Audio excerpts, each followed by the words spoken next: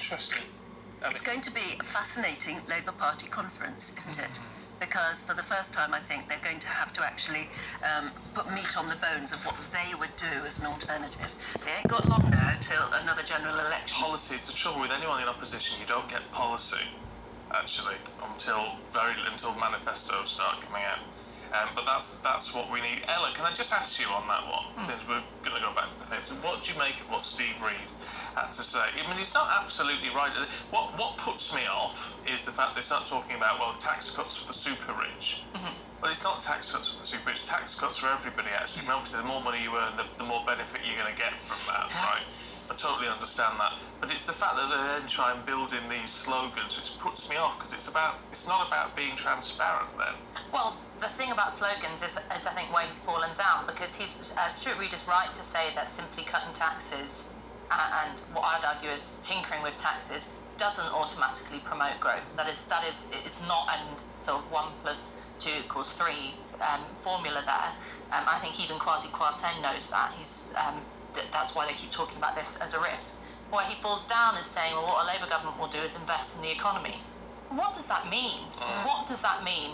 It doesn't mean anything unless you actually talk. And then he goes on to say, what we need to do is be moving in a green direction. Now, I think most people understand that investment in green energy, and actually one of the papers that I picked out today was talking about onshore wind farms, is a good thing. Getting more energy in renewable ways, fantastic.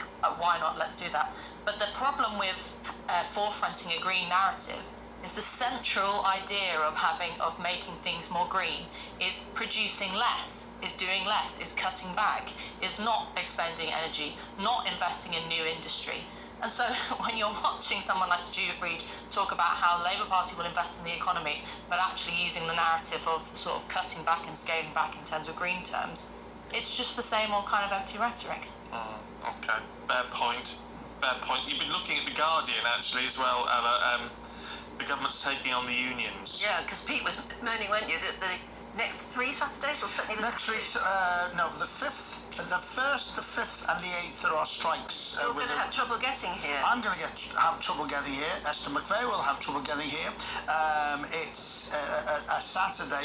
What I'm sad about next week, very sad about, is that it's the marathon, the London Marathon, and so many charities who have struggled through the pandemic need money, and it's nothing to do with big bosses running the charities. They are people, and virtually everyone running is running for a charity. They're going to be struggling getting into to London.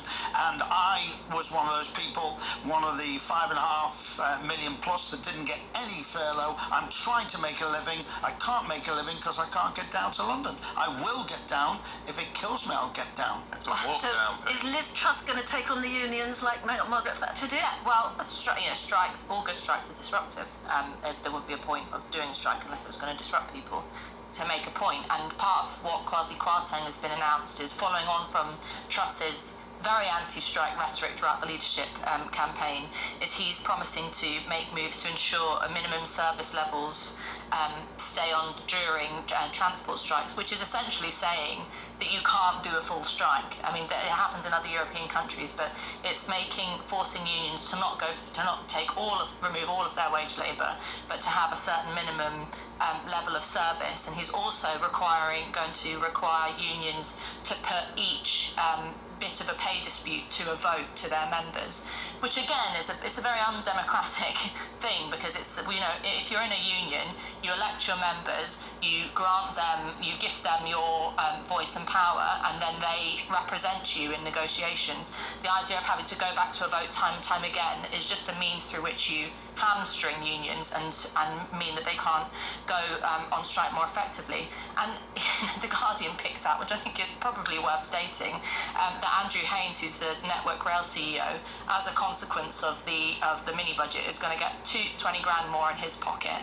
At the same time that, because of the way the tax rates worked, at the same time that Kwasi Kwarteng is basically stamping on workers' necks and saying that you can't withhold your labour and protest against your working conditions. politicians. And I think that kind of narrative coming out of, never mind all this stuff about tax cuts, that kind of narrative coming out of the Conservative Party does not just smell like Thatcher, but it's a very clear message, which is that this is not, I don't think I'd go as far as Jonathan Freeland talking about class war, but this, they certainly can't cover their backsides by talking about the poor and heating and eating and, you know, how much we care about the little man, and the Conservatives being the people's government, the phrase that Boris Johnson uses, if they're going to do this kind of thing. There's a name from the past, Boris Johnson. I know. Who remembers him? They've got to sort the trains out, though, because the trains are ridiculously packed. People are paying a vast amount of money and standing. I mean, you can argue that they're the lifeblood of the country, aren't they? Absolutely the lifeblood. Them and the buses. And we mustn't forget the buses. Trustonomics, Pete. Yeah, there's some great headlines on this one full page. Trust believes in a simple idea: work harder to get richer. And it goes on to say that the Chancellor is giving on average £1,400 each in energy bill subsidies, and it is being radical. The entire world is facing extraordinary challenges as energy prices soar with the war in Ukraine, which adds to the economical turmoil. See, it's interesting. Whereas it's too simple to say work harder to get richer. Yeah, okay. It works for some people, but for others, it work as hard as you like. They're never going to get rich. I mean, this is. Yeah, no. But it opens the fact that we've been talking about it today and about benefits, and you know, pal of mine has just done his degree, had 2 jobs to help his mum and dad with the money. So where does he get that from, and other people don't? Oh, I'd rather go out and party. Well, I'm going to work instead. Yeah. So it is a mindset as well. It's an ethic, isn't it? Have we lost? I don't know. I mean, as Stephen says, and I think that even in the days, old-fashioned days, when you said it was the basic work ethic, you always recognised there were some people who couldn't. Some people who are full-time carers, for others are some people who are disabled and not able to get out to work. But nevertheless, there was a basic work ethic. Have we lost it? Absolutely.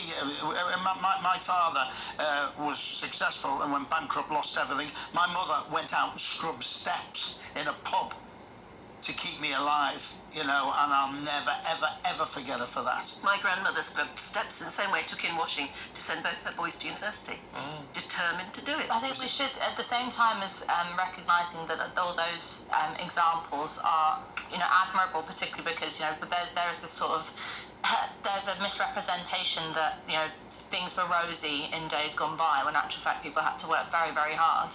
But I don't think that should mean that we glorify kind of martyrdom, which is that people shouldn't have to be scrubbing steps for pittance, and we shouldn't. And lots of those jobs that our parents or our grandparents did that were low paid and terrible and killed them in some cases. Let's not fetishize that either. I think we should be talking about high waged, high valued, protected jobs, long-term jobs that people can have for their whole life and maybe progress into different areas, rather than at the moment we've got full employment, but so much of that employment is Deliveroo drivers who are risking their lives on the streets and then no benefits, and if they get sick or get hit by a car, they get nothing.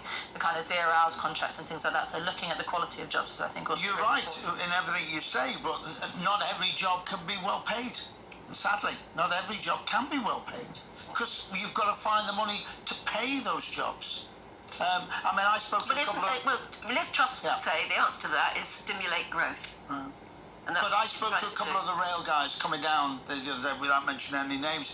A couple of guys said, we want to strike. The others one, it's all very well them striking. We need more money. We're cleaning the trains. We get nothing, whereas other people... So it's a minefield within that industry. It's extremely difficult. Yeah. Well, I think the problem is we all search for, and the papers certainly, you just want to, they want a single line on it, don't they? Well, this needs to happen and that needs to happen. It's never that simple, sadly.